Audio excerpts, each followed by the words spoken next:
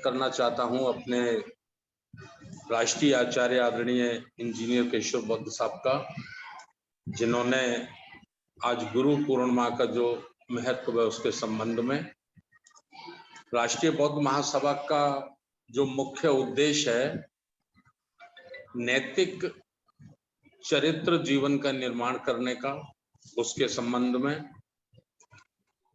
युवाओं को तैयार करना है भविष्य के लिए। उसके लिए हमारे आचार्य जी बहुत चिंतित रहते हैं हमेशा, और उनकी चिंता वाजिब है, जायज है, क्योंकि हम लोगों को आज नहीं तो कल जाना है। तथागत बुद्ध ने कहा है कि जन्म जितना सत्य है मृत्यु भी उतनी ही सत्य है। तो हम लोगों को जाना है, तो जाने से पहले इस मूवमेंट को हजारों वर्ष तक चलाया जा सके, इसके लिए युवा पीढ़ी को तैयार करना मैं समझता हूँ बहुत जरूरी है। हमें करना चाहिए युवा पीढ़ी को तैयार, उसमें हम सब लोग भी लगे हैं। साथियों से भी मैं यही निवेदन करता हूँ। कुछ प्रोग्राम हैं, मैं चाहूँगा कि हमारे साथी जिनके जरूरत के हों वो नोट कर लें उसे, और बाकी अपने प्रोग्राम वो लगाएं। जैसे आज 13 जुलाई है, मैं ये प्रोग्राम इसलिए आपको बता रहा हूँ कि अभी कुछ हमारे साथी केवल जूम कार्यक्रम तक सीमित है, वो फिजिकली कार्यक्रम अपने अपने क्षेत्रों में नहीं लगा रहे हैं।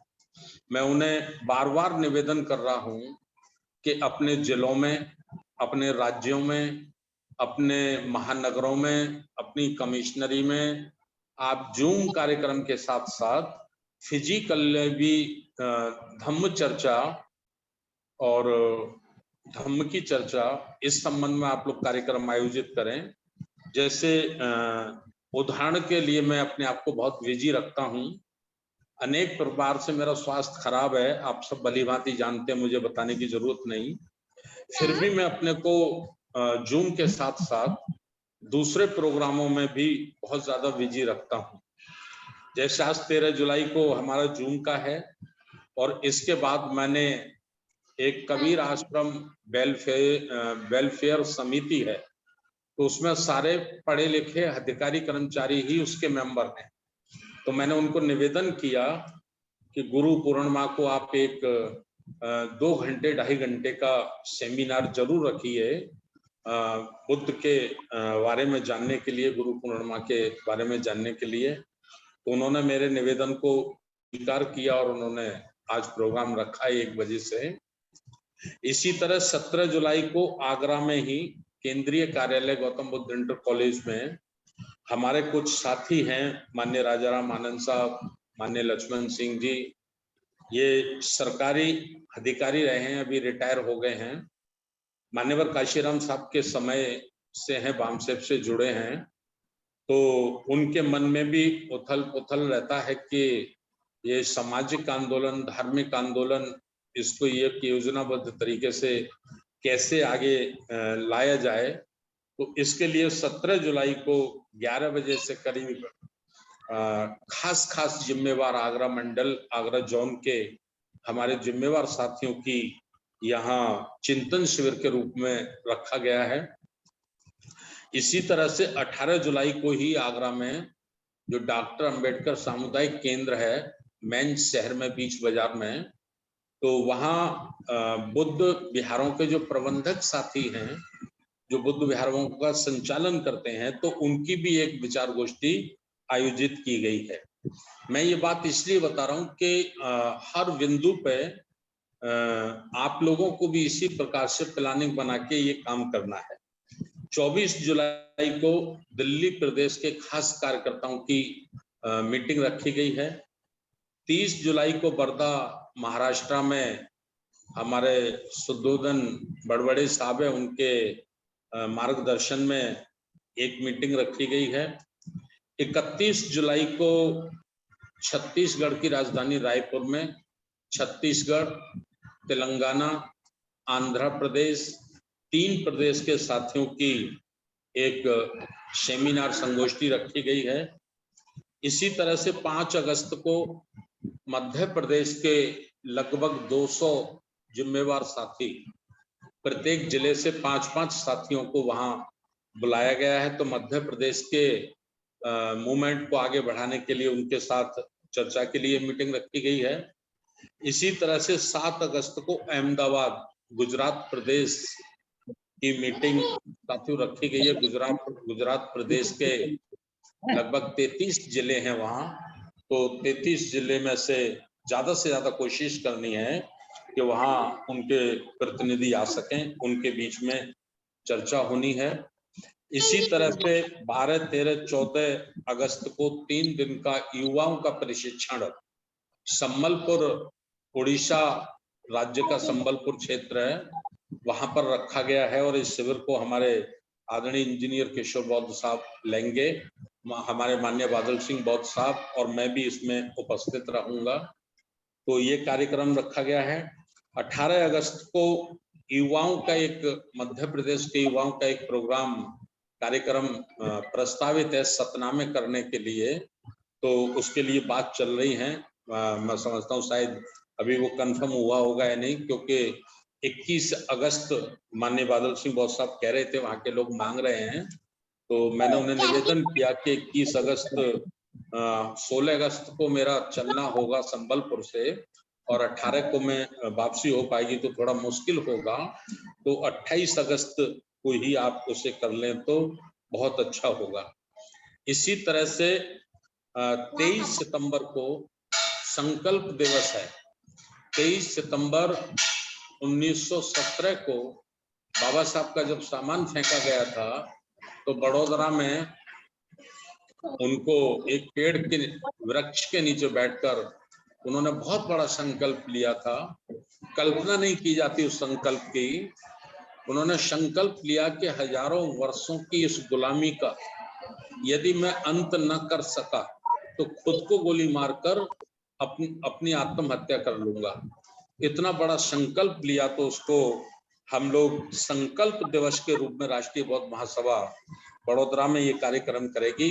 वहां की हमारी टीम डीएम पटेल साहब, हमारे खेमचंद सोलंकी जी, हमारे दाया भाई कबीर जी, हमारे प्रदेश के अध्यक्ष गुणवंत सुमरा साहब, ये सारी टीम उसकी तैयारियों में लगी है। तो ये मैंने आपको बताया। 12 अक्टूबर से 16 अक्टूबर ये हमारा 5 दिन का प्रोग्राम लुम्बिनी में है। ये 15वां राष्ट्रीय अधिवेशन है। हर वर्ष हम लोग 3 दिन का करते हैं, लेकिन इस बार 5 दिन का रखा गया है। 5 दिन का इसलिए रखा गया है कि 3 दिन हम लोग चर्चा करेंगे और 2 दिन फ्री माइंड होकर हम लुम्बिनी वन को देखेंगे। वहां 35 से अधिक बुद्ध विहार बने हैं, उनको देखेंगे, और जहां तथागत का जन्म हुआ था उसको देखेंगे। तो इसके पीछे सोच ये है कि अगर हम ये भ्रमण का समय अलग से नहीं रखते हैं तो हमारे साथी लोग बड़े कंफ्यूज रहते हैं। कुछ साथी मीटिंग में बैठते हैं, कुछ साथी उसमें से निकलकर घूमने चले जाते हैं। तो इस बार घूमने की अनुमति बिल्कुल नहीं होगी, क्योंकि उसके लिए 2 दिन हमने पहले से ही रिजर्व किए हैं, और आप लोगों के सबके रुकने का, मीटिंग हॉल और खाने की सारी व्यवस्था हो गई है। मैं गया था, भी 4 दिन लुम्बिनी रुका था, लुम्बिनी से लौट के आया हूँ। तो वहाँ श्रीलंका गेस्ट हाउस है, उनके रूम हैं, बेड हैं, तो उनमें हम सब साथी रुकेंगे। वहीं ऊपर छत के ऊपर एक बहुत बड़ा हॉल है उनका, जिस हॉल में 700-800 कुर्सियां लगाई जा सकती हैं, काफी बड़ा है। तो उसी हॉल में प्रोग्राम होगा, और वहीं उनका बहुत बड़ा मेस है, किचन है। तो किचन को इस बार हमने खाने की जिम्मेवारी कैटरिंग में कर दी है। कैटरिंग माने सब ठेके पे कर दिया है। सुबह नाश्ता चाय, दोपहर को लंच, 4 बजे फिर चाय बिस्किट, 8 बजे डिनर, ये सब हमने पर हेड के हिसाब से 540 रुपए पर हेड एक दिन का इसमें लगेगा, एक व्यक्ति का। तो इस तरह से वो खाने की व्यवस्था कर दी है, क्योंकि वहाँ हम बड़े संकोच में थे कि गैस सिलेंडर कहाँ से लाएंगे, बर्तन कहाँ से लाएंगे, क्रॉकरी कहाँ से लाएंगे, मिर्च कहाँ से लाएंगे, सब्जियां कहाँ से लाएंगे। और नेपाल में महंगाई भी बहुत है, इंडिया से आप मानकर चलिए 40% ज्यादा महंगाई है नेपाल में। तो फिर हम इसी नतीजे पर पहुंचे कि हमें थोड़ा पैसा ज्यादा लगेगा, लेकिन ये सारी जिम्मेवारियों से बचकर हमने जो वहीं का जो कैटरिंग का काम करता है राजू थापा, तो उसी को ये जिम्मेवारी दे दी है। ये मैं आप लोगों की जानकारी में दे रहा हूं, क्योंकि आप लोगों को वहां पहुंचना है। और जो हमारा गेस्ट हाउस बुक है, उसका मैं आपको बता दूं, 12 अक्टूबर से वो हमारा बुक है, 12 अक्टूबर से बुक है। यदि कुछ साथी 11 को भी पहुंच जाएंगे, 11 की रात को भी पहुंच जाएंगे, तो इनको लिए भी रूम खोल दिए जाएंगे। लेकिन बुकिंग जो है वो 12 अक्टूबर से 16 अक्टूबर के दोपहर 12 बजे तक है। आप लोग नोट कर लीजिए गेस्ट हाउस की बुकिंग।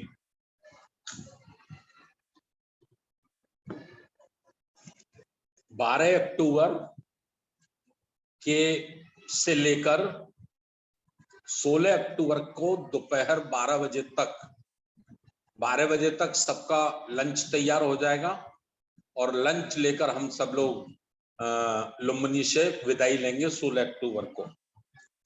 यदि 10-20 लोग रुकना भी चाहेंगे तो हमने उनको निवेदन कर लिया है, वो हमें 10-20 लोगों के लिए रूम दे देंगे, लेकिन उसका बेड चार्ज वो 200 रुपए पर हेड अलग से चार्ज करेंगे। 200 रुपए पर हेड, वो एक व्यक्ति के हिसाब से 200 रुपए अलग से फिर उसका चार्ज करेंगे। तो ये बात मैंने आप लोगों के बीच में रखी है। एक बार मैं लुम्बिनी का कार्यक्रम फिर और आपके बीच में रिपीट कर दूं दोबारा से। ये लुम्बिनी बन के पास ही है, और स्थान का नाम है श्रीलंका गेस्ट हाउस।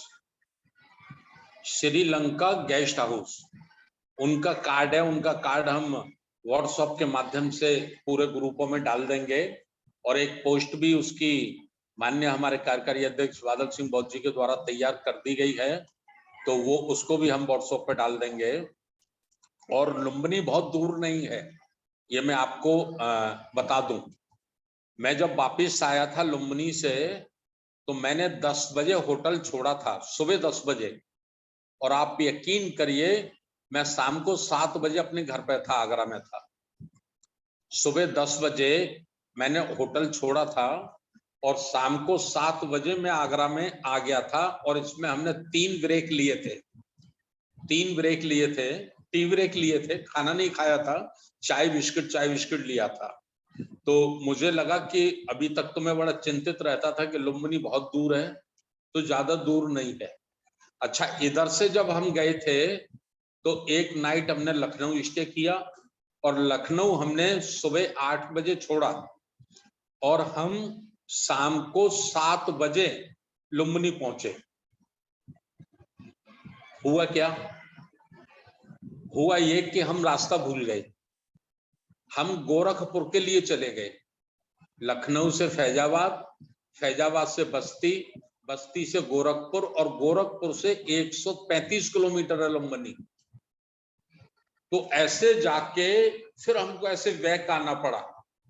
तो वहां हमने जो जिम्मेवार साथी से उनसे पता किया कि भाई हमको लखनऊ जाना है तो कैसे जाना चाहिए, तो उन्होंने कहा साहब आप लखनऊ से 7 किलोमीटर, सॉरी लुम्बिनी से 7 किलोमीटर की दूरी पे है करकाहवा बॉर्डर, नेपाल का करकाहवा बॉर्डर।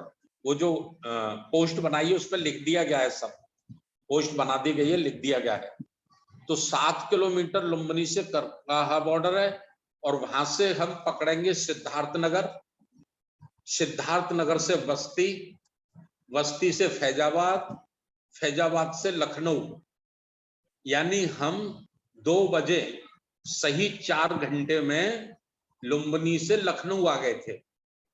तो अभी आपको जितने साथियों को जाना है, जाने वाले साथियों के लिए मैं ये बता रहा हूं कि दिल्ली से ट्रेन है सिद्धार्थ नगर रेलवे स्टेशन के लिए, और सिद्धार्थ नगर से 35 किलोमीटर की दूरी पे है लुम्बिनी।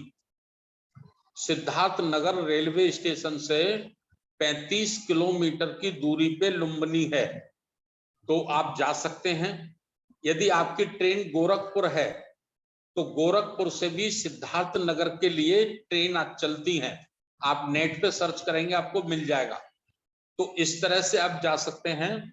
और सिद्धार्थ नगर से रेलवे स्टेशन से आपको टैक्सी और बस मिलती हैं बॉर्डर के लिए, वो बॉर्डर पे छोड़ेंगी।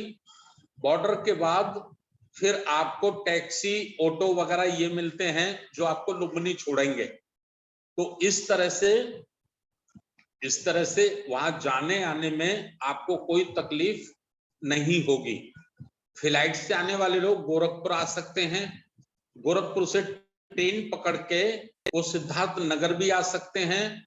और मैं स्टेशन भूल रहा हूं, सलोनी बॉर्डर है, वो नेपाल का सलोनी बॉर्डर है, लेकिन सलोनी बॉर्डर से पहले मैं स्थान का नाम भूल रहा हूं, वहां भी एक रेलवे स्टेशन है। गोरखपुर से वहां तक के लिए भी रेल चलती है, और वहां से 24 किलोमीटर की दूरी पे सलोनी बॉर्डर है, और सलोनी बॉर्डर से 22 किलोमीटर दूरी पे लुम्बिनी है। तो ये बातें मैंने आप लोगों को इसके संबंध में बताई हैं। 27 नवंबर को हमारा दिल्ली में बहुत बड़ा प्रोग्राम है, संविधान दिवस के उपलक्ष्य में ये प्रोग्राम होगा। और जंतर मंतर पे एक हॉल है, दिल्ली का सबसे अच्छा हॉल है, उस हॉल में ये प्रोग्राम है। तो उसकी तैयारी में सारे साथी लगे हैं। तो मैंने ये कुछ विशेष जानकारियां आप लोगों के बीच में इस उद्देश्य से रखी हैं कि आप लोग भी अपनी फिजिकली मीटिंगें लगाएं।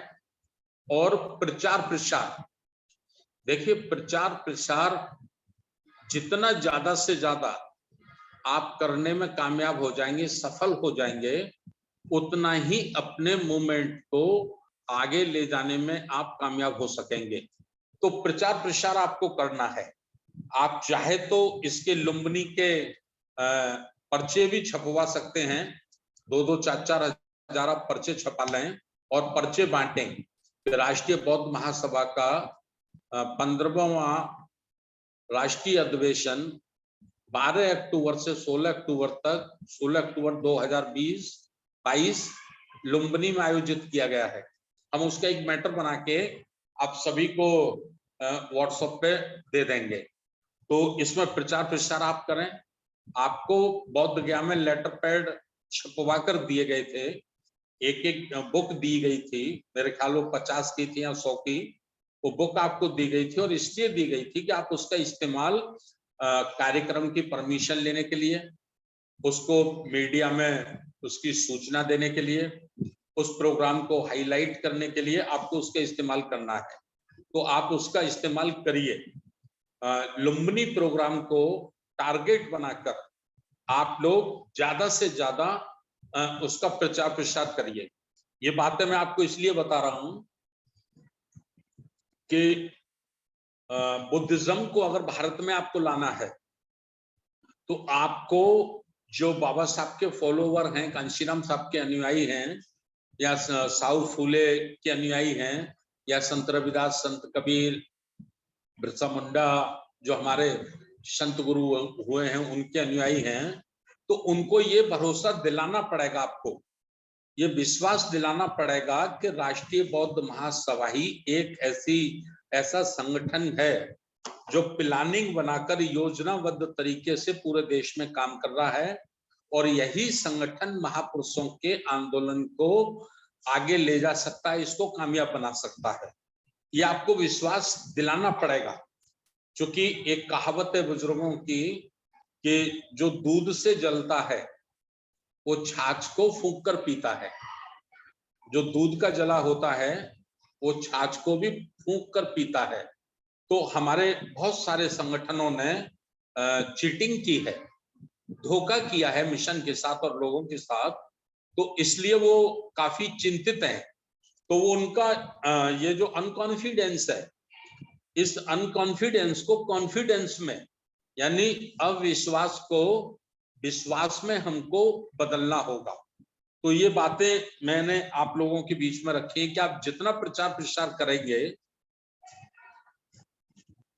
जितना तेजी से इस काम को करेंगे, उतना लोगों को ये भरोसा होगा, हमारे देश के लोगों को ये भरोसा होगा कि राष्ट्रीय बौद्ध महासभा सही मार्ग पर चल रही है। हमें अब इधर उधर नहीं भटकना चाहिए, अब हमें राष्ट्रीय बौद्ध महासभा के साथ ही जुड़कर काम करना चाहिए। तो ये विशेष निवेदन मैंने आप लोगों के बीच में आज रखा है। इसके साथ साथ मैं 10-15 मिनट आपकी और लूंगा, इससे ज्यादा नहीं। वैसे तो हमारे आदरणीय आचार्य जी ने आपको सब कुछ बता ही दिया है। ये जो आज की पूर्णिमा है, आज की जो गुरु पूर्णिमा है, इसका जैसा हमारा आचार्य जी ने आपको बताया कि सिद्धार्थ गौतम जब युवराज थे, और जब वो युवराज थे तो बचपन से ही उनका मन बहुत दयालु था, दूसरों का दुख उनको बर्दाश्त नहीं होता था, और वो काफी चिंतित रहते थे। बचपन से ही वो मेडिटेशन में चले जाते थे, बचपन से ही एकांत उनको बहुत अच्छा था, शांत वातावरण उनको बहुत पसंद था। तो जब वो देखते थे कपिलवस्तु में कि कुछ गरीब लोग जो मेहनत मजदूरी करते हैं, तो उनके जो मालिक हैं वो उनके साथ अन्याय करते हैं, उनके साथ भेदभाव करते हैं, वर्ण के आधार पर भेदभाव करते हैं, जाति के आधार पर भेदभाव करते हैं, गरीबी अमीरी का बहुत बड़ा प्रभाव रहता है। तो जो मेहनत कश व्यक्ति है, जो रातों दिन 24 घंटे मेहनत करता है, वह व्यक्ति अपमान का जीवन जीता है, और जो व्यक्ति मेहनत नहीं करता है वह व्यक्ति मौज मस्ती का जीवन जीता है। तो इस किस्म के कई सवाल वो अपनी कपिलवस्तु में अपने पुरोहितों से, जो राज्य के ब्राह्मण पुरोहित थे, तो उनसे भी वो ऐसे सवाल पूछा करते थे। वो अपने पिता शुद्धोदन को भी ऐसे सवाल पूछा करते थे। खैर, उनके मन में जिज्ञासा थी, और 21 वर्ष की उम्र जब उनकी हुई तो वो साख्य संघ के सदस्य नामित हो गए।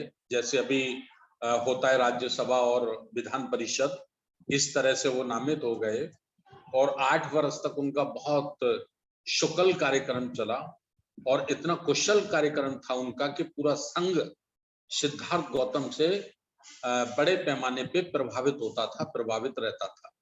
लेकिन रोहिणी नदी का एक झगड़ा जब कोहली और साथियों का उनके बीच में आया, और उस युद्ध का उन्होंने जब विरोध किया, और विरोध करने के कारण वो पराजित हो गए, सेनापति विजय हो गया, सेनापति के पक्ष में मतदान ज्यादा हुआ, उनके पक्ष में ज्यादा मतदान नहीं हुआ, तो उनको मजबूरन गृह त्याग करना पड़ा, प्रवज्जा लेनी पड़ी।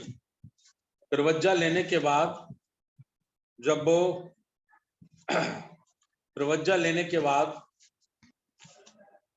जब वो चले गए, तो कुछ समय बाद चूंकि प्रजा उनको कपिलवस्तु की प्रजा उनके साथ साथ जा रही थी, साथ जा रही थी, तो उन्होंने कई बार मना किया कि आप मेरे साथ मन चलो, मेरे साथ मन चलो, मुझे जंगलों में रहना है। तो प्रजा जब मानी नहीं, तो फिर सिद्धार्थ गौतम ने प्रजा को कहा कि यदि आप मुझसे स्नेह करते हो, प्यार करते हो, तो सेनापति ने जो प्रस्ताव साख्य संघ में पारित किया है कोलियों के साथ युद्ध करने का, तो आप उसको बदलवाओ, उसको रुकवाओ, और ये युद्ध नहीं होना चाहिए। और ऐसा कहकर उन्होंने प्रजा को विदा कर दिया, और वो जंगलों की शरण में चले गए। कुछ समय बाद माहौल ऐसा बना कपिलवस्तु का कि वो प्रस्ताव राजा को स्थगित करना पड़ा, सेनापति को स्थगित करना पड़ा, रोकना पड़ा, और उसके बाद युद्ध विराम हो गया, मतलब युद्ध नहीं हुआ। लेकिन 5 प्रव्रजक सिद्धार्थ से मिलते हैं और उनको ये सूचना देते हैं कि जिस कारण से आपने गृह त्याग किया था, आप राजमहल छोड़कर आए थे, वह कारण सुलझ गया है। वहां पर अब युद्ध टल गया है, युद्ध विराम हो गया है, अब युद्ध नहीं होगा। तो आपको अब प्रव्रज्जा में रहना, सन्यासी रूप में रहना, जंगल में रहना कोई कारण नहीं प्रतीत होता है, इसलिए अब आप वापिस चले जाओ। इस पर बड़ी गहराई से सिद्धार्थ गौतम ने विचार किया और ये उन्होंने अपने सोचा कि ये ठीक है कि मैं बड़ी छोटी समस्या के कारण, 2 राज्यों के बीच का झगड़ा था, उसके कारण मैं गृह त्याग करके आया हूं, लेकिन क्या मेरी समस्या यहीं समाप्त होती है? तो सिद्धार्थ कहते हैं कि ये राजाओं के युद्ध कभी कभी होते हैं, लेकिन दुनिया में वर्ण युद्ध, जाति युद्ध, ये सदैव चलते रहते हैं। पूरा मानव समाज इन कलेश, द्वेष, युद्धों से पीड़ित है, और मैं जब तक इसका कारण नहीं खोज लेता, तब तक मैं इसका निदान नहीं ढूंढ लेता, तब तक मेरा वापस जाना संभव नहीं है। ये सोचकर सिद्धार्थ जाते हैं 8 गुरुओं के पास। 8 गुरुओं के पास जाते हैं और जितना जितना उनके पास था वो सब सीख लेते हैं, और जितना गुरु उनको सिखाते हैं वो सब बहुत जल्दी सीख लेते हैं, और अनंत 8 गुरु भी हाथ जोड़कर खड़े हो जाते हैं कि सिद्धार्थ, जितना हम जानते थे उतना हमने तुम्हें बता दिया है, इससे आगे तो हमको भी नहीं मालूम। इसके बाद सिद्धार्थ कहते हैं कि मेरा प्रश्न ये है कि एक गरीब आदमी का शोषण अमीर क्यों करता है? मेरा प्रश्न यह है कि जातियों में, वर्णों में बटे हुए लोग, ये किसने बनाया है? किसने एक मनुष्य को छोटा और एक मनुष्य को बड़ा बनाया है? ये आखिर दुखों का महापार कैसे आया है? तो उनको गुरु लोग, उनके जो गुरु थे वो उत्तर देते थे कि ये सब ईश्वर के कारण है, ईश्वर के कारण है। तो सिद्धार्थ का ये प्रश्न उठता था उनके मन में कि एक और कहा जाता है कि पूरे संसार को ईश्वर ने बनाया है और वो परमेश्वर है, वही सबका पिता है, और दूसरी ओर यदि वो पिता है तो उसने ऐसा नियम कायदे क्यों बनाए कि एक मनुष्य होकर दूसरे मनुष्य का शोषण करे, उसके साथ अन्याय करे, उसके साथ अत्याचार करे और उसको सुखपूर्वक जीवन न जीने दे? मैं ये जानना चाहता हूं। इसकी खोज के लिए वो 6 बरस तक कठोर तपस्या किए, जो आचार्य जी हमारे बताए।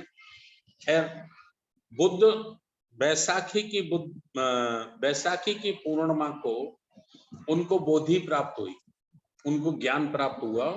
उन्होंने ब्रह्मांड में ये जान लिया कि दुख है, दुख का कारण है, कारण का निवारण है, उस निवारण का मार्ग तैयार करना है, मार्ग तैयार करना है। मैं अपने शब्दों में बताऊं, ये मेरे शब्द हैं, मेरे शब्दों ने बुद्ध को जो ज्ञान प्राप्त हुआ, उनको ये प्राप्त हुआ कि दुनिया में ईश्वर नाम की कोई चीज नहीं है। कुछ मुट्ठी भर लोग, चंट चालाक किस्म के लोग, बहुजन समाज जो कमेरा समाज है, ईश्वर का भूत दिखाकर उनका शोषण करते हैं। बुद्ध ने उसे अपने शब्दों में कहा, दुख का कारण अविद्या है, अज्ञान है। ये मनुष्य जो दुखी है संसार में, ये अविद्या के कारण है, अज्ञान के कारण है। बुद्ध ने ये खोजा।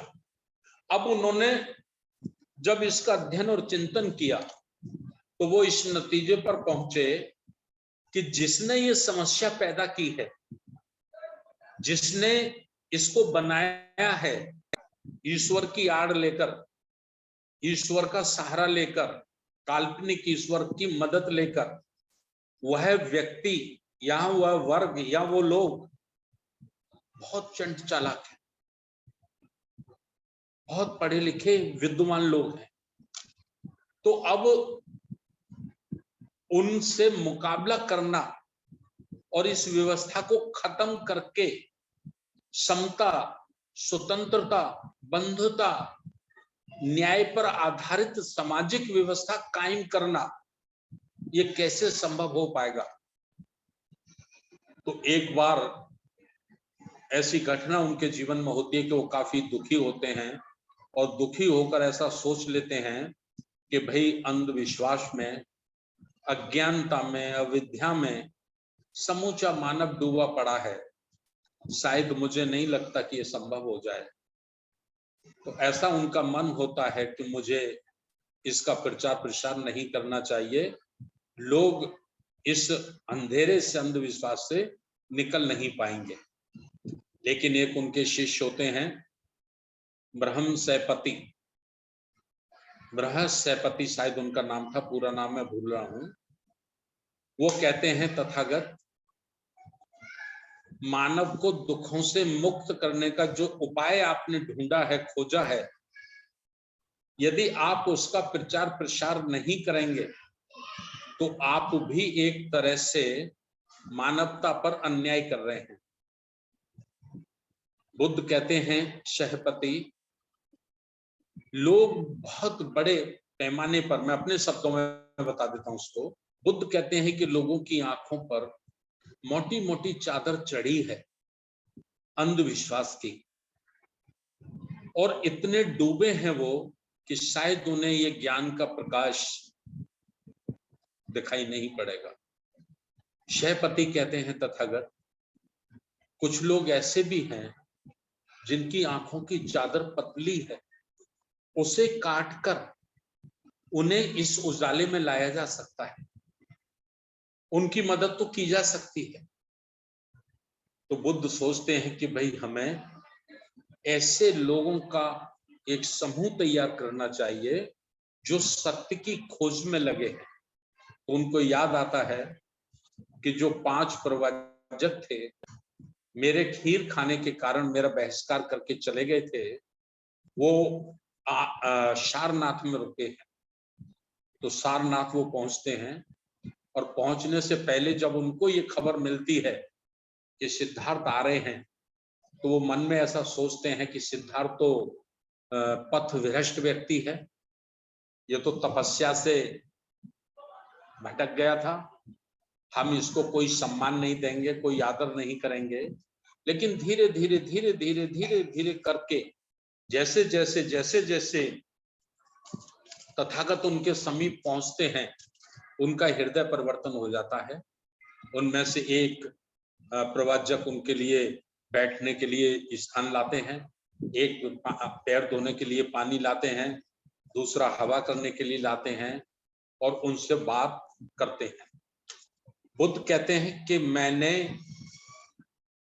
बोधित्व को प्राप्त कर लिया है, दुखों का कारण मैंने खोज लिया है, उनको खत्म करना है। खैर वो बड़ी मुश्किल से विश्वास करते हैं, लेकिन बुद्ध उनको कहते हैं कि आप मेरे बारे में कुछ जानो या न जानो, लेकिन इतना जरूर जानते हो कि मैं कभी जीवन में झूठ नहीं बोलता। और वो दिन आज का दिन होता है। ईसा से 563 वर्ष पूर्व आषाढ़ीय पूर्णिमा को आज का दिन वो होता है सारनाथ में, और वहां प्रथम धम्म उपदेश बुद्ध उन 5 प्रवाचकों को देते हैं, और वो 5 प्रवाचक अपने दाढ़ी सर मुड़ा के भिक्षु बन जाते हैं और बुद्ध को अपना गुरु स्वीकार कर लेते हैं। खुशी की बात यह है कि वो पांचों के पांचों ब्राह्मण थे। जो कुछ लोग ये कहते हैं ना कि बुद्ध ब्राह्मणों के विरुद्ध थे, वो ब्राह्मणों के विरुद्ध नहीं थे।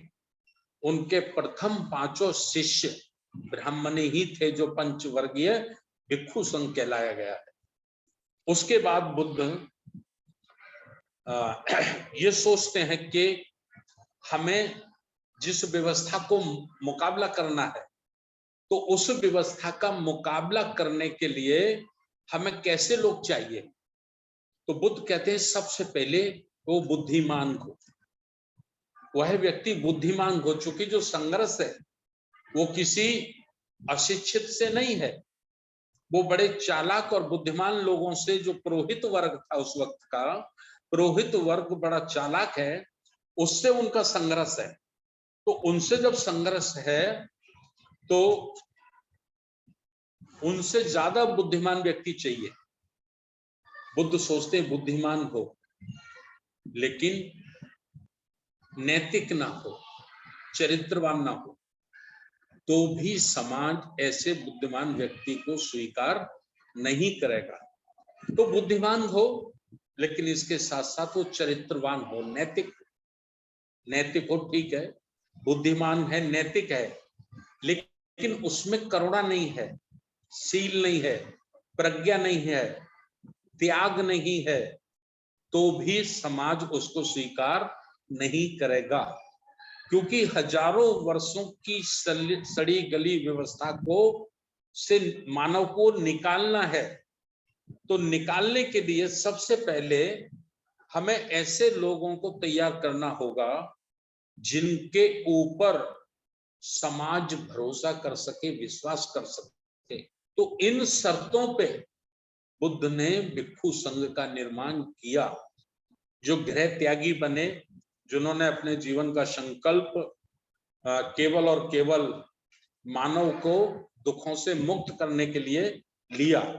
तो ऐसे भिक्षु संघ ने 45 वर्ष समूचे जम्मू द्वीप में उन्होंने अपना प्रभाव छोड़ा, और उस प्रभाव का नतीजा ये हुआ कि उस वक्त के अजातशत्रु जैसे सबसे बड़े जो शत्रु थे, विरोधी थे सिद्धार्थ गौतम के, वो प्रसन्नजीत जैसे चक्रवर्ती जो सम्राट थे, वो प्रभावित हुए और उन्होंने अपने मुकुट उतारकर सिद्धार्थ गौतम को समर्पित किए और कहा कि आज से हम आपकी दीक्षा लेते हैं, आपकी शिक्षा ग्रहण करते हैं और अपने राज्य को आज से हम धम्म के अनुसार शासन चलाएंगे। यानी उस समय बलियों के यज्ञ होते थे, पशु बलि होती थी।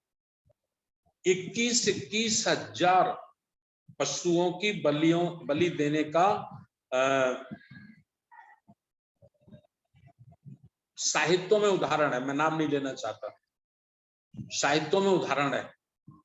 तो बुद्ध की बात मानकर फिर राजा बिंबिसार ने, उनके पुत्र अजातशत्रु ने, प्रसन्नजीत ने, मल्लों ने, कौशल्यों ने, जितने भी राज्य थे, सारे राज्यों ने पशु बलि बंद कर दी, वर्णवाद खत्म कर दिया, जातिवाद खत्म कर दिया, और सही मायने में जो बाबा साहब डॉक्टर अंबेडकर ने हमें संविधान में दिया है, वो सब बुद्ध का मूवमेंट है, बुद्ध का आंदोलन है, बुद्ध की विचारधारा है। समता, स्वतंत्रता, बंधुता के आधार पे समाज का निर्माण हुआ, और जो शूद्र हजारों वर्षों से राज, सत्ता, शिक्षा, धन, संपदा से वंचित थे, उस वर्ग को पुनः एक बार फिर राज सत्ता में आने का मौका मिला, और सबसे पहला राजा बना महापद्मानंद।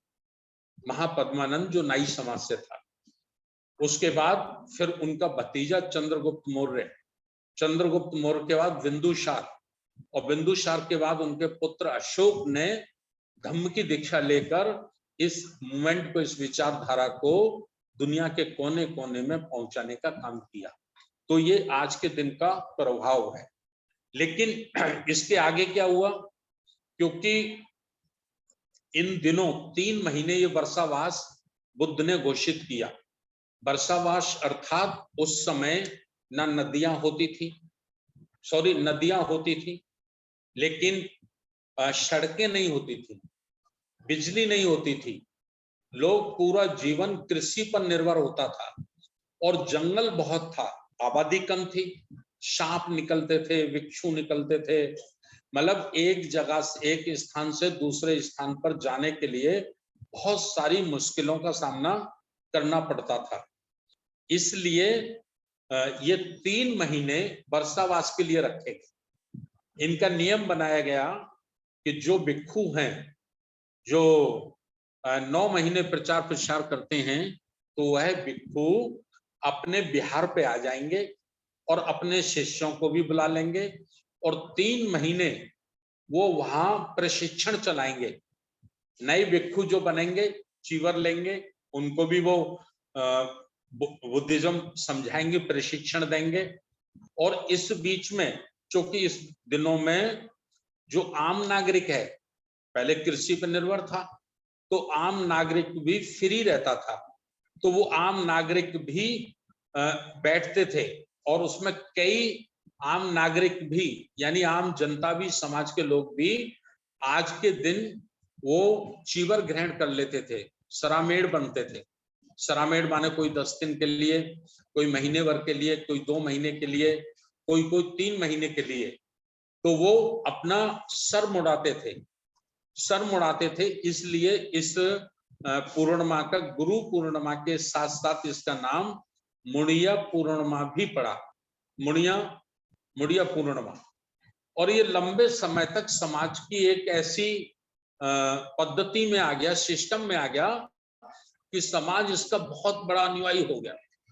लेकिन पुष्यमित्र शुंग की क्रांति के बाद जब पुनः ब्राह्मणों ने बुद्ध धर्म को नष्ट कर दिया, खत्म कर दिया, तो उसके बाद उन्होंने फिर जितने बुद्ध के आंदोलन थे और जितनी बुद्ध की शिक्षाएं थी, उनका उन्होंने सीधा विरोध नहीं किया, सीधा मुकाबला नहीं किया, उसके खिलाफ उन्होंने युद्ध नहीं किया, उसको मानने से इनकार नहीं किया। उन्होंने बड़ी चालाकी से, बुद्धि से उसका ब्राह्मणीकरण किया, क्योंकि समाज भिक्षुओं का जीवन चलाने के लिए और धम्म का प्रचार प्रसार करने के लिए आज के दिन से 3 महीने तक वो बहुत दान करता था। धन का दान, अनाज का दान, वस्त्रों का दान, जितना कर सकता था वो करता था। और समापन पर, जब इसका समापन होता है 3 महीने के बाद, जो अभी होगा 12, 13, 14 अक्टूबर को ही इसका समापन है, उसको कहा गया कठिन चीवरदान। कठिन चीवरदान, कठिन चीवरदान यानी उपासक गण अपने अपने भिक्षुओं को चीवर देते थे, उनको धन देते थे, ताकि वो उस धन का इस्तेमाल करके धम्म का प्रचार प्रसार दुनिया के कोने कोने तक में पहुंचा दें। तो चूंकि इस गुरु पूर्णिमा पे अपार धन मिलता था दान में, तो पुरोहित वर्ग ने इसको खत्म नहीं किया, इसका ब्राह्मणीकरण किया और इनको कहा कि ये गुरु पूर्णिमा है, और काल्पनिक लोगों के नाम से इसको जोड़ दिया, और जोड़ने के बाद स्वयं को गुरु का दर्जा दिया, और वो जो दान मिलता था उसको लेना शुरू कर दिया। तो ये बड़ी कहानी है, इसे सुनाऊंगा तो मैं ज्यादा टाइम हो जाएगा, अब मुझे निकलना है। तो इसलिए हम लोग अपने पुनः प्राचीन काल की जो हमारे पूर्वजों की संस्कृति है, उसे हमें कामयाब करना है, और उसे कामयाब करना है तो हमारे सामने सबसे बड़ी समस्या है, इस मुल्क की, भारत की आबादी 140 करोड़ लोग, 140 करोड़ लोग इस देश में रहते हैं। इनमें कुछ लोग हैं जो बहुत जल्दी बुद्धिज्म को स्वीकार नहीं करेंगे वो भी, लेकिन पहले वो लोग नहीं करेंगे। तो कौन लोग हैं जो पहले नहीं करेंगे? सबसे पहले ब्राह्मण पुरोहित वर्ग, वो बहुत जल्दी बुद्धिज्म को स्वीकार नहीं करेगा। समूचा समाज, कुछ लोग तो करेंगे, जो निष्पक्ष सोच का व्यक्ति है, जिसका सोच मानवता के प्रति है, वह व्यक्ति तो बुद्ध के धम्म को ही स्वीकार करेगा। लेकिन जिसकी रोजी रोटी चलती है, जिसकी रोजी रोटी चलती है, ऐसा बताया जाता है कि बुद्ध के समय भी तीन लोग बुद्ध की शिक्षाओं से वंचित रह गए थे, उनके ज्ञान से दूर बच गए थे। वो तीन लोग कौन थे? उनमें तीन में थे, एक सबसे पहले था पुरोहित वर्ग, जो संसार कराकर अपनी रोजी रोटी चलाता है, तो वो वर्ग बुद्ध का आलोचक रहा, क्योंकि बुद्ध ईश्वरवाद को नहीं मानते थे। इसलिए उसको ये डर था कि बुद्ध की विचारधारा को अगर लोग स्वीकार कर लेंगे तो मेरी रोजी रोटी खत्म हो जाएगी, मेरा पेट भरने का जो संसाधन है वो खत्म हो जाएगा, मुझे भी मेहनत मजदूरी करनी पड़ेगी दूसरों की तरह। तो एक वो वर्ग वंचित रह गया था। दूसरा वर्ग कौन? दूसरा वर्ग था आलसी। आलसी जो घर से निकलना ही नहीं चाहता, आज भी है वो आलसी वर्ग, घर से निकलना नहीं चाहता, घर में बैठा बैठा तो जहाज उड़ाता है। एक जहाज बनाया, जापान उड़ा दिया, एक अमेरिका उड़ा दिया, एक थाईलैंड उड़ा दिया, लेकिन घर से निकलना नहीं चाहता। तो जो घर से निकला ही नहीं, वो बुद्ध की संगति से, उनकी धम्म की नीति से, शिक्षा से वंचित रह गया। एक वर्ग। दो वर्ग हो गए। तीसरा कौन? तीसरा जिसने ये मान लिया कि मैं ही ईश्वर की संतान हूं,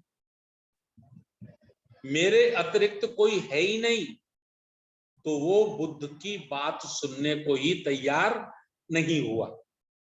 जब बुद्ध की बात उस तक पहुंची तो उसने कहा कि ईश्वर की संतान मैं हूं और ईश्वर ने मुझे प्रतिनिधि के रूप में पृथ्वी पर भेजा है, तो दूसरा कोई हो ही नहीं सकता।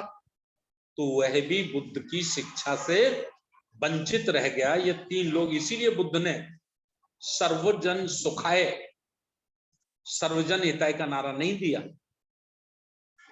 आज से 2565 वर्ष पहले बुद्ध ने कहा बहुजन हिताय, बहुजन सुखाय, लोक अनुकंपाय।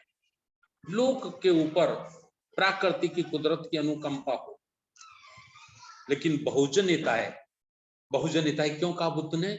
क्योंकि बहुजनों का ही शोषण होता था।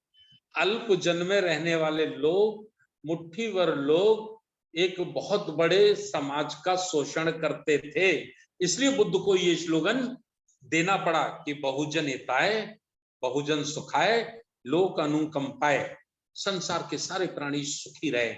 ये बुद्ध का स्लोगन था। तो आज मैं इसको अब खत्म करता हूं। आज भी हम वहीं खड़े हैं, पुरोहित वर्ग, और जिसने ये मान ही लिया है कि मैं ही ईश्वर ने भेजा हूं, वो आज भी बुद्धिज्म को एक्सेप्ट नहीं करेगा, और हमें उधर एक्सरसाइज करनी भी नहीं चाहिए, पहली लाइन में। दूसरा, जैसे मुस्लिम है, मुस्लिम भी बहुत जल्दी बुद्धिज्म को स्वीकार नहीं करेगा। ईसाईयम है, वो भी बहुत जल्दी अभी बुद्ध को स्वीकार नहीं करेगा। तो हमने जो विश्लेषण किया, हम इस नतीजे पर पहुंचे कि 140 करोड़ लोगों में से अभी 40 करोड़ लोग ऐसे हैं जो बुद्ध को पहली लाइन में लगकर, प्रथम पंक्ति में लगकर स्वीकार नहीं करेंगे। तो प्रथम पंक्ति में कौन खड़ा होगा बुद्ध के धम्म को स्वीकार करने के लिए? तो उसका जब गहराई से हमने अध्ययन किया, बाबा साहब डॉक्टर अंबेडकर जी के द्वारा लिखी गई अछूत कौन और कैसे, शूद्रों की खोज, ये सब जब पढ़ा तो हम इस नतीजे पर पहुंचे कि इस देश का शेड्यूल कास्ट, जिसे दलित कहा जाता है, इस देश का आदिवासी, जिसे शेड्यूल ट्राइब कहा जाता है, इस देश का पिछड़ा वर्ग, जिसको ओबीसी कहते हैं, इसकी जनसंख्या 100 करोड़ से ज्यादा है। 100 करोड़ से ज्यादा है। और जितने भी साहित्य हैं, जितने भी वेद पुराण हैं, जितने भी ग्रंथ हैं, कोई ग्रंथ साबित नहीं कर सकता कि शेड्यूल कास्ट के लोग, आदिवासी समाज के लोग और पिछड़ी जातियों के लोग कभी हिंदू थे। ना वो हिंदू हैं, ना दुनिया का कोई साहित्य उन्हें हिंदू साबित कर सकता है। तो ये कौन है? ये प्राचीन काल के बौद्ध हैं। प्राचीन काल के ये बौद्ध हैं, लेकिन ये हिंदू संस्कृति के षड्यंत्र में फंस गए हैं। तो इनको उस षड्यंत्र से निकालना है। 100 करोड़ लोगों के लिए हमें काम करना है। और ये काम कौन करेंगे?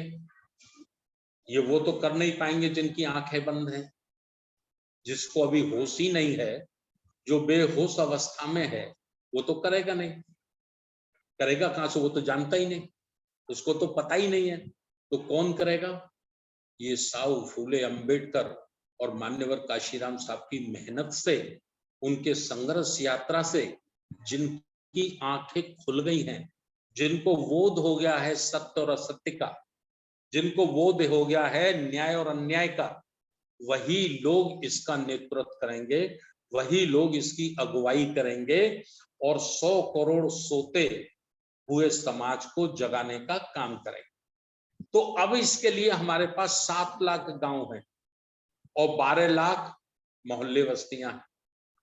सॉरी, 7 लाख गांव हैं, 5 लाख शहरों में मोहल्ले बस्तियां हैं। तो ये सब मिला के 12 लाख करीब होते हैं।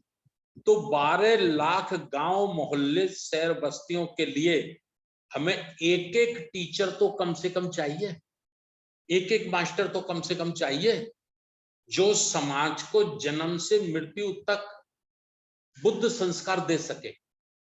जन्म संस्कार, प्रवेश संस्कार, विवाह शादी लगन संस्कार, गृह संस्कार, मृत्यु संस्कार। तो राष्ट्रीय बौद्ध महासभा के कंधों पर यह बड़ी जिम्मेदारी। मैं जान गया हूं, इससे बात बनने वाली नहीं है। आदरणीय इंजीनियर किशोर हमारे राष्ट्रीय आचार्य जी जान गए हैं, केवल इससे बात बनने वाली नहीं है, या हम 100, 200, 1000, 500 लोग बात को समझ गए हैं, इससे बात बनने वाली नहीं है। जितने लोग समझ गए हैं, जो अपने अपने घरों में बैठे हैं, उनको निकालकर घरों से बाहर हमको संगठन रूपी माला में पिरोना है, जोड़ना है, और एक प्लानिंग से, एक अनुशासन में रहकर हमें इस देश को पुनः प्राचीन काल का सोने की चिड़िया कहे जाने वाला देश बनाना है, अखंड देश बनाना है, सशक्त राष्ट्र बनाना है। और वो केवल और केवल बुद्ध की शिक्षाओं से ही बनाया जा सकता है, जिसमें समस्त मानव जाति को समान रूप से बराबर का हक दिया गया है, बाकी नहीं बनाया जा सकता। तो ये काम हमें करना है। ये हमारे पर्व है। आज गुरु पूर्णिमा हमारा पर्व है, लेकिन पूरे भारत में मनाया जा रहा है। हमारा नाम लेने के लिए कोई तैयार नहीं है। आज के सारे अखबार मैंने पढ़े हैं, सारे अखबारों ने गुरु पूर्णिमा को किसी और के नाम लिखा है, बुद्ध के नाम नहीं लिखा है, बौद्ध भिक्षुओं के नाम नहीं लिखा है। तो ये जो मीडिया है, हमारे देश का जो मीडिया है, इलेक्ट्रॉनिक मीडिया या हमारा प्रिंट मीडिया, ये सबसे ज्यादा बेईमान है। अगर ये सच बोलना शुरू कर दे, ये सच लिखना शुरू कर दे, तो ये देश बहुत जल्दी अखंड और सशक्त राष्ट्र बन सकता है। लेकिन वो एक संकीर्ण विचारधारा का प्रचार प्रसार करता है, काल्पनिक विचारधाराओं को वो ताकत देता है, सत्य को वो ताकत नहीं देता है, सत्य को तो वो स्थान ही नहीं देता। तो उसका इंतजाम कैसे होगा? ये मान्यवर काशीराम साहब का फार्मूला था, माउथ पब्लिसिटी। जब कांशीराम साहब ने आशुतोष पत्रकार को चांटा मारा था और सारे पत्रकारों ने मिलकर कांशीराम साहब को सवाल किया कि आप इस तरह से मीडिया के साथ ठुकाई पिटाई करोगे, पत्रकारों की मारपीट करोगे, तो हम लोग आपका बहिष्कार कर देंगे, तो आप कैसे अपना पार्टी चला पाओगे? तो कांशीराम साहब ने कहा था, मैं माउथ मीडिया तैयार कर रहा हूं, मैं ऐसा समाज तैयार कर रहा हूं जो अपनी बात अपने मुंह से अपने समाजों तक पहुंचाने का काम करेगा। मुझे तुम्हारे जैसे मीडिया की जरूरत नहीं है। मुझे लगता है ये बड़ा काम, ये कोई छोटा काम नहीं है। आज तो खुशी की बात है, बाबा साहब के सामने सोशल मीडिया नहीं था, मान्यवर काशीराम साहब के सामने भी जूम नहीं था। बड़ी मुश्किलों से ना संसाधन होते हुए भी उन्होंने इस काम को बहुत आगे तक लेके गए। हम तो खुश नसीब लोग हैं कि हमारे पास तो आज व्हाट्सएप, फेसबुक, जूम जैसे 50 और आर्टिकल हमारे पास है, तो हम अपनी बात को घर बैठे कम से कम लोगों तक पहुंचा पा रहे हैं। तो आज इस सीमित संसाधनों का इस्तेमाल करके ही हमें तो आगे बढ़ना है। मैं बस ये निवेदन करते हुए कि आज की गुरु पूर्णिमा है और गुरु के आंदोलन को आगे बढ़ाना है, और दान करने की हमारी पुरानी आदत है, लेकिन हमारा समाज दान वहां करता है जहां उसी के धन, उसी के पैसे से उसका ही नुकसान होता है, उसको ही हजारों हजारों वर्ष तक गुलाम और लाचार बनाने के लिए इंतजाम होता है। हमारा समाज वहां पैसा देता है, वहां पैसा नहीं देता, भी जागरूक नहीं है, अज्ञान है, अविद्या है। बुद्ध ने कहा ना, अविद्या अज्ञान की जननी है। अविद्या के कारण वो अज्ञान में है, तो इसलिए रहता है। तो मैं आज भी राष्ट्रीय बौद्ध महासभा के साथियों से अपील करना चाहूंगा कि इस धम्म को एक योजनाबद्ध तरीके से चलाने के लिए, इसको ताकत देने के लिए आप भी आज जरूर कुछ ना कुछ धम्मदान करें। राष्ट्रीय बौद्ध महासभा के खाते में जो भी संभव हो सके आप करें, अपने नाते रिश्तेदारों से, अपने मित्रों से, अपने दोस्तों से, संभव जो भी हो, 10 रुपए हो, 5 रुपए हो, 100 रुपए हो, 500 रुपए हो, 1000 रुपए हो, ये दान करने की प्रथा हमारी बनी रहनी चाहिए। और दान ऐसी जगह जाना चाहिए जो समाज और मानवता के हित में खर्च हो, किसी व्यक्ति विशेष के परिवार के हित में खर्च हो, किसी व्यक्ति विशेष की संस्कृति को मजबूत करने में खर्च हो, वहां हमारा ये दान नहीं जाना चाहिए। यह हमारा दान ऐसी पवित्र जगह जाना चाहिए जहां हमारे महापुरुषों के आंदोलन को ताकत मिल सके। तो ये मैंने आपसे निवेदन किया है, पुनः एक बार फिर अपील कर दूं, जितनी तेजी से भारत में बुद्धिज्म बढ़ रहा है, उतनी तेजी से ही विरोधी उससे तोड़ने मरोड़ने पे लगे हैं। अभी आप देख रहे होंगे टीवियों में बहस चल रही है, अखबारों में भी आज बहुत बड़ा छपा है। अशोक स्तंभ जो बुद्ध धर्म की एक मजबूत पहचान है, उसका भी स्वरूप बदल दिया गया है। उसका भी जो जैसा शेर है जो हमारे संसद में है, जो हमारे राष्ट्रीय चिन्ह में है, उसमें भी विकृति पैदा कर दी गई है। सत्यमेव जयते भी उससे हटाने की कोशिश की जा रही है। तो जितना आप आगे बढ़ रहे हैं, जितना आप आगे बढ़ रहे हैं, उससे आगे चलकर उसका विरोधी उसको फिर विकृत रूप उसको देने जा रहा है, फिर उसका ब्राह्मणीकरण करने की कोशिश में है। तो साथियों, आज आंख खोलकर हमें जगने की जरूरत है, और जागे हुए लोग, जागा हुआ समाज ही मुकाबला कर सकता है। मेरा ये आपसे निवेदन है। तो आप धम्म दान करें आज राष्ट्रीय बौद्ध महासभा के खाते में, जिससे धम्म को आगे बढ़ाया जाए। और अपने अपने क्षेत्रों में आप लोग कॉर्नर मीटिंगें लगाएं, छोटी छोटी विचार गोष्ठी, सेमिनार, फिजिकल लगाएं, और जो जिस पे एरिया है, जिस साथी को जितना क्षेत्र दिया गया है, वो पूरे क्षेत्र पे काम करें। ऐसा नहीं कि मैं प्रदेश का अध्यक्ष हूं, केवल अपने जिले को ही काम करने में लगा हूं, नहीं। अगर आपके प्रदेश में 30 जिले हैं, तो 30 जिलों को तैयार करिए, तभी पूरा देश तैयार होगा। एक जिला तैयार करने से पूरा देश तैयार नहीं होगा। और लुम्बिनी का जो प्रोग्राम है, कार्यक्रम, हमारा 15वां राष्ट्रीय अधिवेशन, उसमें जो 100 सदस्य बनाएंगे, उनको ही जाना है। ये मैंने पहले भी आपको बताया था। इसका कारण हम एक मेहनत करने वाले लोगों का समूह तैयार करना चाहते हैं, ऐसे लोगों का जिनको समाज के बीच में जाने में शर्म ना आती हो, उनको कोई झिझक महसूस ना होती हो। क्योंकि बहुत सारे साथी हमारे ऐसे हैं जो कहते हैं साहब मैं सब कुछ कर सकता हूं लेकिन चंदा नहीं कर सकता। मैं उनसे कहता हूं बुद्ध का आंदोलन चलाना है तो बुद्ध से सीखो।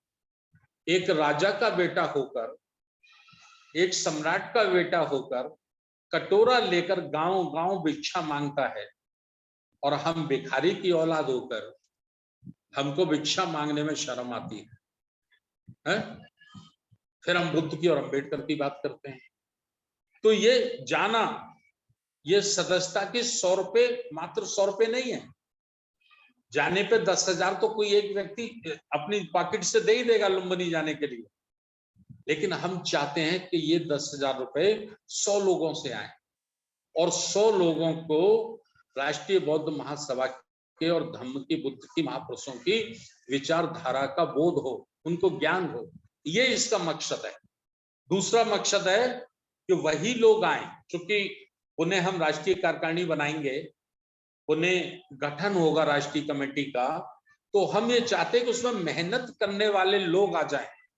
मेहनत करने वाले लोग अगर नेतृत्व करेंगे, वो संगठन को लीड करेंगे, तो बहुत जल्दी हम अपने मकसद तक पहुंच सकते हैं। और ना मेहनत करने वाले लोग लीड करेंगे तो जो दशा दूसरे संगठनों की है वही दशा हमारे संगठनों की भी होगी। तो इस बात को ध्यान में रखते हुए मैं पुनः फिर निवेदन कर रहा हूं, जो टारगेट आपको राज्यवार दिया गया है वो आपको पूरा करना है। किसी राज्य से 10 लोग, किसी से 20 लिस्ट आप लोगों के पास है, मैं उसमें अपना समय नहीं लगाना चाहता। आपके राज्य से कम भी नहीं होने चाहिए लोग, और कोशिश करिए कि 100 सदस्य बनाना कोई बड़ी बात नहीं है। मैंने उस दिन भी बताया था, फिर एक बार बता रहा हूं, आप अपने 4 सहयोगी तैयार करिए, 4 सहयोगी तैयार करिए। एक बुक 25 का है, एक बुक उसको दे दीजिए, दूसरा बुक दे दीजिए, तीसरा बुक दे दीजिए, चौथा बुक दे दीजिए, और आप उसके लीडर हो जाइए। आप उसको लीड करिए, उसके साथ जाइए, उसको काम करना सिखाइए। तो 4 लोग 25-25 मेंबर आपकी लीडिंग में बनाएंगे, आपकी गाइडलाइन में बनाएंगे, तो आपके 100 लोग बन गए। आपके 100 लोग बन गए तो आप सिलेक्ट हो गए आने के लिए, लुम्बिनी अधिवेशन के लिए आपका चयन हो गया। ये करना है, केवल लीडरशिप डेवलप हो सके, नेतृत्व तैयार हो सके, ये हमारा उद्देश्य है, ये हमारी चाहत है। बहुत बहुत धन्यवाद। आषाढ़ीय पूर्णिमा जो हमारी गुरु पूर्णिमा है, उसकी मैं सबको बहुत बहुत बधाई देता हूं, सबका बहुत बहुत धन्यवाद करता हूं, और कुदरत से प्रार्थना करता हूं कि बहुत जल्दी इस गुरु पूर्णिमा को, इसका सही रूप, सही कारण भारत के 140 करोड़ लोग जान सकें, समझ सकें, और भारत को प्रबुद्ध भारत, बौद्धमय भारत बना सकें। ऐसी निवेदन के साथ, कुदरत से प्रार्थना के साथ मैं सभी की मंगल कामनाएं करता हूं।